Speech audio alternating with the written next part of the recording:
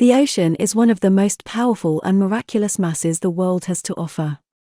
The constant push and pull forces from the heat of the sun to the gravity of the moon, the ocean is a turbulent place from the surface all the way deep down at the bottom. Using the ocean as an energy source was just like the LED. LED were laughed at as light sources because they just weren't powerful enough. Fast forward 20 years later and incandescent light bulbs are almost extinct. Clean energy from the ocean is ready for the same revolution. There are several styles of ocean energy capture devices.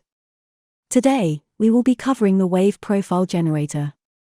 One of the biggest advantages to using the crests and valleys of ocean waves over solar options is that waves consistently occur at every moment of every day. Currently, the biggest waste associated with ocean energy is running miles of copper cables to shore so that the electricity can be integrated into the centralized power grid. This isn't necessary with the Hydrovale plan for large-scale energy production. Let's take a look at the physics occurring inside the wave profile generator. The physics behind a wave profile generator are very similar to the Hydrovale Nova steam turbine. Magnets on a drive shaft rotate and create an electric current through a copper coil. The difference is that instead of using steam, the force of the waves pushes a piston filled with a fluid to spin the fan blades in the kinetic energy conversion to electricity. Since the drive shaft switches direction depending if the piston is going up or down, AC current is created and needs a rectifier to convert the current to DC. Multiple coils produce electricity in the kilowatts range, and it's not unheard of to reach 250 kilowatt per buoy.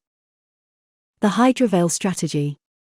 Instead of running power back to shore, a rig will be built in a huge array of wave profile generators and will instantly convert ocean water into hydrogen. New hydrogen transportation sea vessels have been engineered and are getting ready for production by companies like Kawasaki.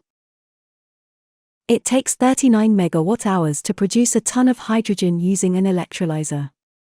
At 250 kilowatts, it will take less than 200 generators to produce 1 ton of hydrogen per hour. Also, creating several tons of chlorine gas and sodium hydroxide, which have both consumer and commercial applications. What's important is that copper is the most expensive material in the generator. So not having to manufacture miles of cables will allow a hydrogen production facility to deliver more energy at a lower startup cost. Finally, all that's left is to create a demand. That's where the Nova product line comes into play. Hydrovale Nova.